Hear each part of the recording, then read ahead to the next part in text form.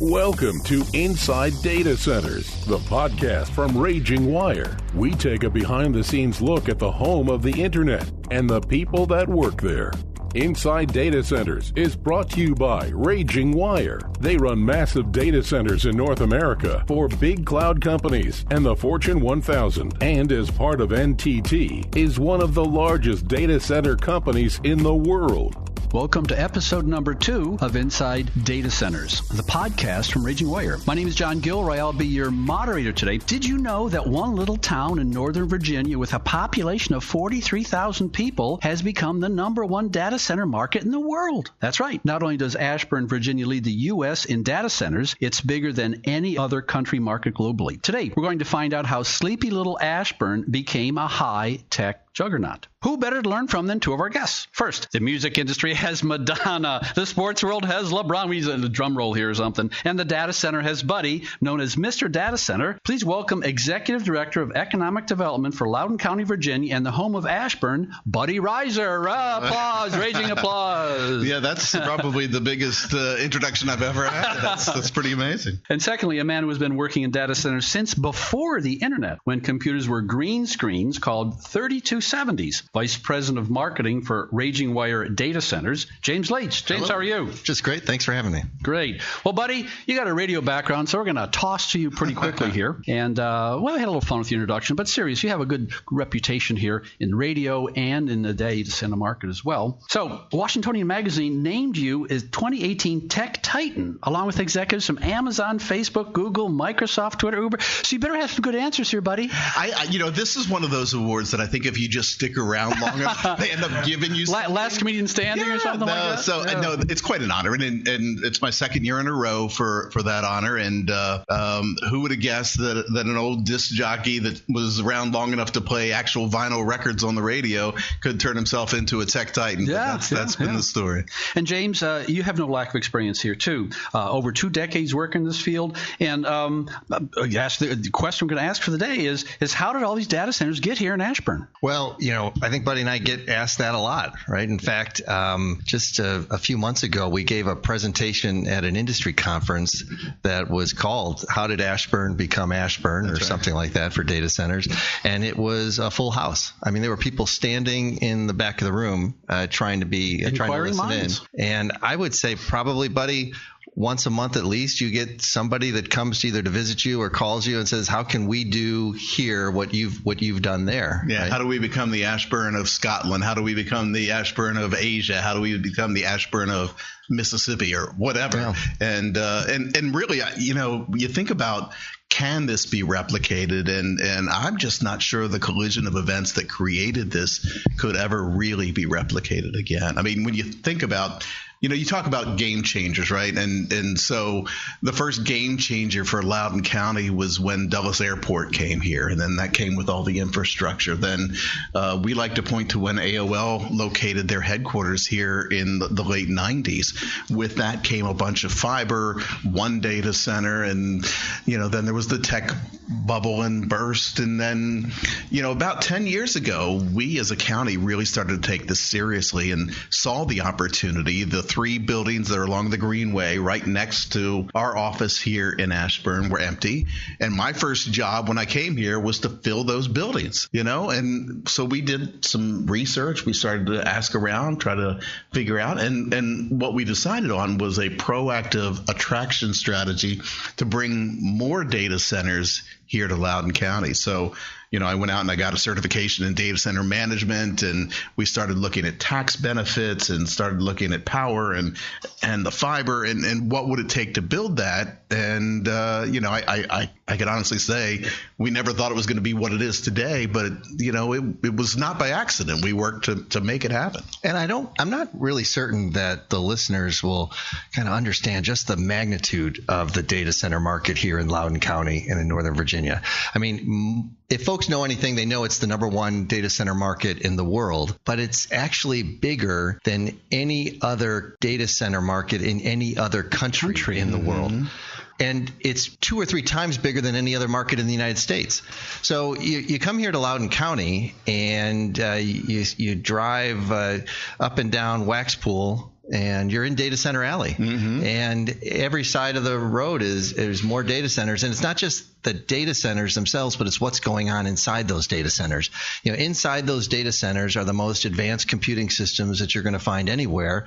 The biggest cloud companies, the biggest Fortune 1000 enterprises, doing all the latest and the greatest tech things that probably all end up on our phone sooner or later. Right. It's not just the big buildings. I mean, there's the 10 million square feet of data center space that's on the ground, but it's the almost 4,000 technology companies that are inside those buildings that really make the difference. So that's a number that you just tossed out there casually. Now, some listeners are going to be shocked by that number. I thought the number is 4.6 million square feet. That's the old number. How many square feet now do we have in Ashburn here? Well, it's probably close to 11 million square feet now, with another 3.5 million that's under development. You can't drive around here right now without seeing cranes and dirt moving. I mean, it's really, really big. Well, I'm going to ask the obvious question. Why here? Why not Silicon Valley? Shouldn't they all be in Silicon Valley? I mean, that's the place to be, isn't it?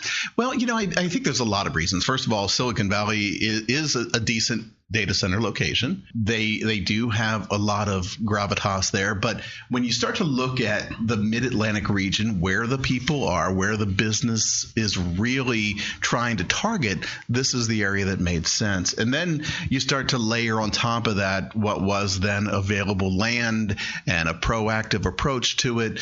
I think that part of it is that I used my radio background to actually market the data center industry, market to the data center industry, created the data center alley concept. And, it really built on itself. And now, you're at a real disadvantage if you're in the data center business and you're not in Loudoun County. So, James, another obvious question. We're in the Washington, D.C. area. And so all the data centers here just service the federal government, nothing with the federal government. Is there a big connection with that? Well, it's probably not as big as you might think. I mean, because we are right here in Washington, D.C., and definitely the federal government has a lot of data center requirements. But really what's driving the data center industry worldwide, and particularly here in Loudoun County, are all the big cloud companies. Those cloud companies, and we know all their names. There's a handful of big cloud companies that are really just installing and deploying computer systems all the time, and they need data center space for them. So then they're actually building their own data centers, as well as using data centers like RagingWires that for us it's a business. And it really is about how we use information these days. There's more information created today than existed for a 10-year period a decade ago. It's just we're all content creators now. We're all content manipulators now. And that really has driven a lot of this. But I think the net of it is what Buddy said. It was that unique timing for that combination of data center elements. It just all happened at the right time. So there was the fiber, there was the telecommunications, there was the support from the local government and the economic development group that Buddy ran. All those things came together. The internet started really appearing. AOL was a big presence here. MCI WorldCom was a big presence here. All those things came together at the right time, and there was that support. And once you get the momentum in the data center industry, it's really hard to stop. And when people ask me, how can we create the next Ashburn? I said, you can't create the next Ashburn. There was only one Ashburn. Worry about creating the next wherever you are, because Ashburn is unlike any other data center place in the world. So, buddy, I'm taking notes here. So here's my notes. 4 concepts: fiber, energy, land costs, and tax policy. We haven't talked about tax policy. Absolutely. And when we went down this road, I actually co-wrote the legislation that was really the pioneering legislation for data centers anywhere in the country. And that was to give them a break on the sales tax of equipment. We did not want to write checks. We didn't want to give away money that we already had, but we did think there was a real benefit in the sales tax exemption, because what it does is allows companies like Jim's company, RagingWire, to then bring clients in. They refresh their equipment every 3 years or so, and they're not paying that 6% sales tax on it. And it is a long-lasting incentive as opposed to a one-time incentive. And And we think that anybody that would make a decision on location based on a one-time incentive is really short-sighted. Creating the environment and the tax environment where companies can continue to thrive is much more important and a much better long-term strategy. So, James, you have a situation where it's a win-win. Businesses want to be here, and they want to hire people. The people want to live here. The businesses come here because of the people, and it builds and builds and builds. And how can you explain that to someone in Scotland? It's an unusual concept. One builds on the other. Well, and it also wasn't that obvious back when Buddy was doing that work. I mean, Buddy and the group that put together that legislation, that was leadership legislation. And we all look back on it now as if it was obvious. Well, it wasn't. And we have data centers all throughout the United States and actually all throughout the world. So I get to talk to a lot of people in a lot of locations about data centers. And always they refer back to that tax legislation that Buddy co-authored as one of the real catalysts for the data center industry. And many times it's called a data center incentive, but Buddy's exactly right. It's more of a business incentive, really, for high-tech companies to put their computing systems here. Because we had one of our customers tell us for every dollar that they spend with RagingWire, they spend about $5 on the computers that they're installing in our data centers. And every 3 or 4 years, they have to replace all of those computers. So it's not out of line for one of our customers to pay us $1 million a year. And so just rough math, that means they're buying about $5 million worth of servers, and they're doing that every 3 or 4 years. And if they can save 5 or 6% on sales tax on those computer purchases, that makes a big difference. Yeah. And then they not only install their computers here, but they bring in a tech team to support those computers. They develop the next generation of applications, and it's all running here in Loudoun County. Well, buddy, I'm using a real sophisticated term here, and it's a phrase you may have heard. It's called the trouble with tribbles. Mm-hmm. Remember, they had all those tribbles in the spacecraft. So what happens with the data centers here in Loudoun County? Are we going to run out of space? We are approaching the seventh inning, I would say. If the data center industry as a whole is in the second or third inning, which I believe it is, I would say we in Loudoun County are probably in the seventh inning. We certainly have reached the point where land is scarce. Land is going for $1.5 million an acre in prime data center alley land. And we are currently looking for the right places to put data centers in other parts of the county. But we want to do that very strategically. We looked at this area, data center alley, strategically because this is where the fiber was located. This is where substations were located. And there weren't a lot of residences located. So as we are looking to the future, we're trying to figure out where we could put more data centers because the demand is there, without impacting the way of life that many of our longtime citizens have had here in the county. And you understand how thoughtful Buddy is being about this. He and his team are working on. So you might be in the seventh or the eighth inning in terms of land, but I'm convinced this game is going to go extra innings. There's just no doubt about it. And we're not running out of space necessarily here in Loudoun County. We just have to use the space a little bit better. And the things that you're seeing are, well, first off, all of us in the data center industry are using our space much more wisely. Yes. We're making sure that we get the maximum use out of our floor space so that all the servers are there getting and running all the applications that we all use. That's number one. But number two is we're starting to build our data centers taller than we ever have before. If people have seen data centers or driven by them, they probably think of them as 1-story buildings. Well, that's now becoming 2 stories and 3 stories and 4 stories. And that's going to make a big difference in how we use our land. And we're trying to put in policies that encourage that because it's a major tax benefit to us to get them to go higher. So we're looking at things like reduced setbacks or other things that we can do, non-financial incentives to make them want to go higher and create more density. I think it's very important. And we're building better looking data centers too with your help. The guidance that Buddy and his team have given us is, hey, make these facilities something that people want to drive by. Yeah. And so our data center was actually here in Loudoun County was the first data center to win an architectural design award. So we've won a lot of awards for all the power systems and the cooling systems and those kinds of things that are inside the facility. But this was the first award that just recognized, hey, this facility really looks great. And we've taken kind of the guidelines that Buddy and his team have given us and turned that into facilities that not only are mission critical, but they're also quite attractive. Great places to work, and you've won 2 of those design awards. That's now. right. Yeah, thank you. So, Buddy, back to the future here. 2009, we had the data center tax incentive pass, and it went from 2010 to 2020. So just around the corner, are there any changes in store? Is this tax incentive going to change, or what do you see in the future? Last year, we were able to extend that to 2035. Oh, okay. So we feel like, 2020 was too close, because when data centers are making these location decisions, they're looking years and years out. So we thought it was very important to extend that exemption to 2035 so they could do their planning and have that certainty. I always say that the biggest threat to business is not competition, it's uncertainty. So we've done everything we could to try to extend that certainty long term. We did that with zoning, we've done that with location, we've done that with tax incentives. So that certainty, I think, also continues to drive the industry. Do you understand how smart that was? I mean, there's other parts in the country that are doing similar kinds of things, but they seem to struggle with making a commitment. Uh-huh. They say, well, we could do it for a couple of years, but then we're going to take a look at it. Yeah. That's not good for the data center industry. The buildings that we build and run, they have a useful life of at least 30 years. And really now, the way we're designing them, they can go 50 years.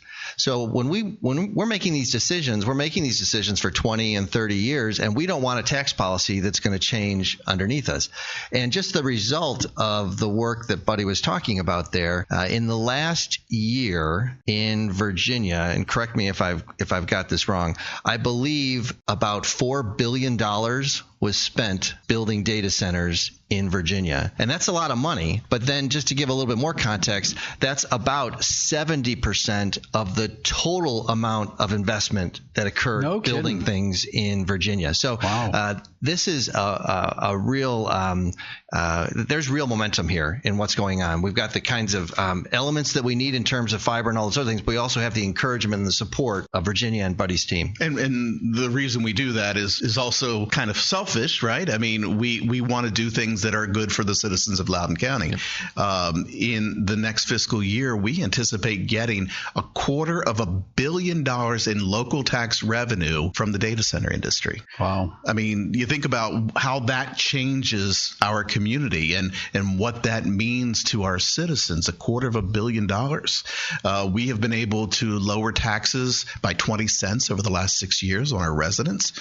We have been able to build millions and millions of dollars of roads. Schools, we built more than 20 schools over the last 2 decades. We continue to look at ways to make our residents' life better. This has been a real game changer for our community.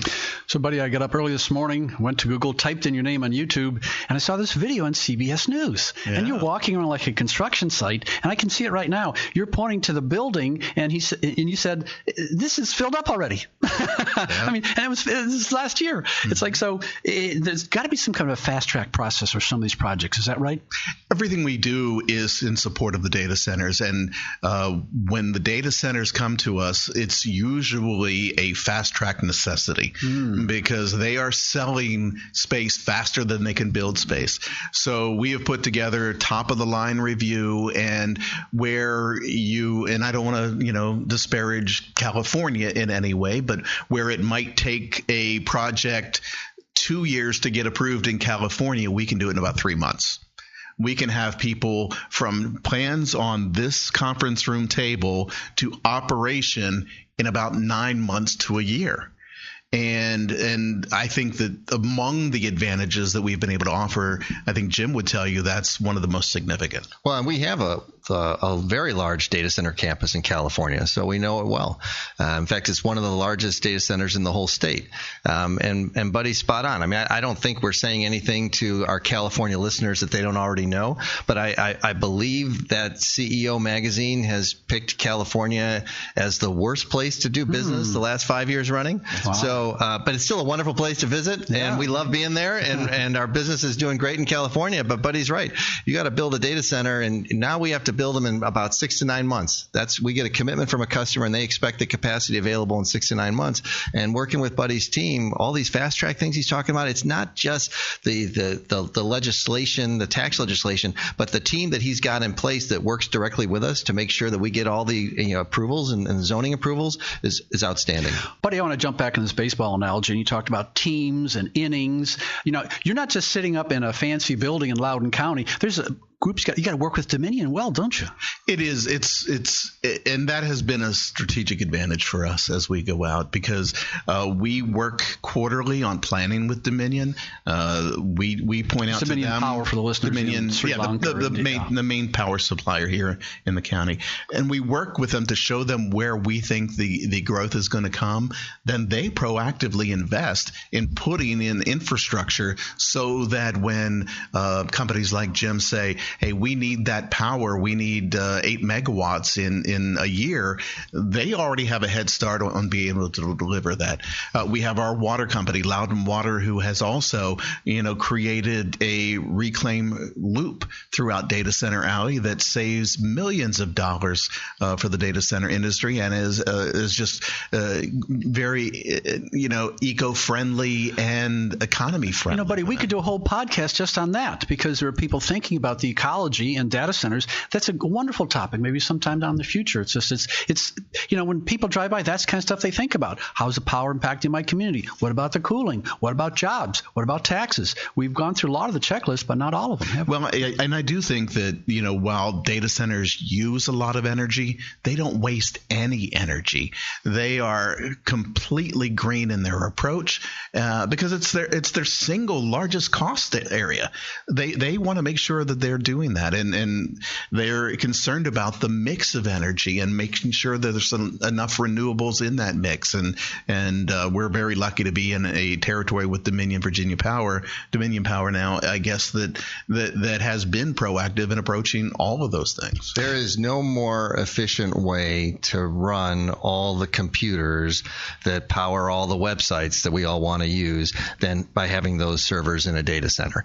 So the question really is not whether the data centers are good. It's whether all those websites are worth it. And that's a question that somebody else is probably going to have to answer. Yeah.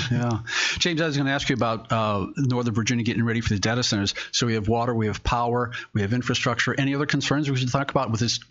How to manage growth. I think workforce is the other thing. And amongst the many hats he wears, Jim is the head of the Northern Virginia Technology Council's Data Center and Cloud Infrastructure Committee, which I was a co-founder of and first chair of a number of years back.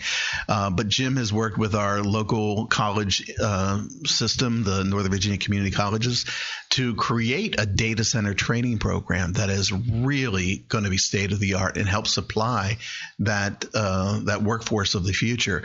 Our department, for the first time, our board of supervisors have given us a workforce specialist. So we see workforce as a very important part of our future, and I think we're again at the lead of taking that initiative to go out and try to proactively work on workforce. And James, maybe that's part of the magic of the growth here. In addition to fiber, energy, land costs, and tax policy, it's an educated talent pool that we have here that you can draw on. It's truly an ecosystem, and each part of it it's like a gear that's turning all the other gears, and the combination is just creating all the momentum in this industry. But this workforce piece, Buddy's spot on. We've got the facilities now, and we know how to build those really well. We've got great partnerships with the utility companies, both for water and for power. So Dominion Power and Loudoun Water. We have great relationships with Loudoun County, the county, with the Commonwealth of Virginia. The only place where we could end up short is if we don't have the smart people to run the data centers and to develop all those applications that are running in the data centers. And I think the programs that we're all working on together, and Buddy's heavily involved with this, with the Northern Virginia Community College system and others, are really going to make a difference. The other place that we're really reaching out to is the military. A number of our employees come from military backgrounds. It's great training for data centers. If you're in the military, you know what it means to be in a mission critical operation, and you're very process driven, and both of those things work really well for us. Well, buddy, this is part of the podcast where we make bold predictions. We put them in granite. In 5 years, we come back and hold your feet to the fire. But you're pretty good at predicting, buddy. I mean, a few years ago, you were too shabby at that. Maybe I should have called you up about World Series bets or maybe the Super Bowl. So what did you get wrong? What did you blow? What did you think was going to happen? And that didn't really happen. Well, I actually feel like I get more wrong than I get right. But when I get right, I get it right big, So that's good. No, I've gotten things wrong in my radio career. I certainly missed hairbands. I never thought that was going to work out. That wasn't good. I think the thing that I got wrong when I came to the county is that I should have worked on commission. I think that I would have made a lot more money there. No, I think that underestimating the demand is something that I probably I wouldn't say regret, but I wish if I had the idea that it would grow to what it is now, I would have worked harder at making sure that we had enough land reserved for this type of use, while still making sure we have the land available for other business uses that we need to create a diverse economy. So if anything, I underestimated where we would be 10 years after we started. Well, James, going to put your feet to the fire here. You don't have the batting record that Buddy has, but we want predictions. What did you not predict, or back in time, what happened? What did you get wrong? Well, I think he's spot on in terms of the demand part of the equation. As data center people, I think we were really focused in on the supply side. How we could deliver data centers in very efficiently, cost effectively. Great products, those kinds of things. But I guess the line that I think about is when something like we didn't get as far as I thought we were going to get in the short term, but we got farther than I ever could have imagined in the long term. In the short term, 2-3 years, this thing probably didn't go as fast as any of us thought it would. In fact, a lot of us ended up in and out of jobs during the telecom boom and bust. The data, first days of the data centers, there was a lot of tough times there, and that was in the short term. But in the long term, meaning these last 6, 7, 8 years, it's really been an incredible ride, and I think much better than any of us ever could have imagined. And I think most of us that are connected to the data center industry wake up every day and we're pretty happy, and we think, wow, this has been a really great experience for us. It's built a lot of careers. It's made a lot of families whole. It's done just a lot of great things for Loudoun County, and we're excited for what it's done, and we're excited for what it brings for the future. And I'd like to thank Buddy and his team. He's a little humble probably doesn't like this kind of thing, but he was there when our company moved to Loudoun County 7 years ago. He was the guy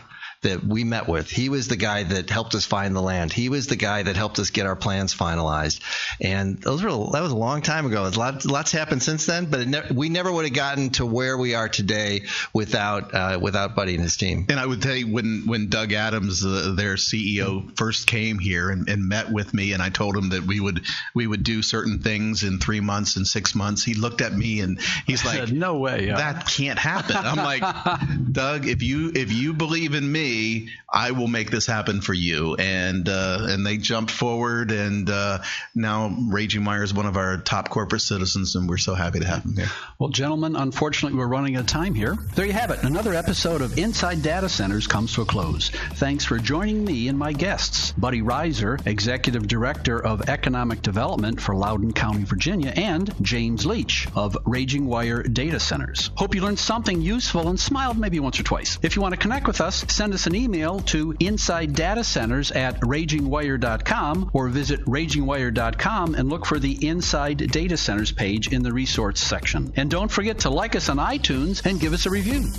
Thanks for listening to this episode of Inside Data Centers, brought to you by RagingWire. If you like what you heard, give us a review and don't forget to subscribe. Plus, to get the show notes and links to more information, go to RagingWire.com/podcast.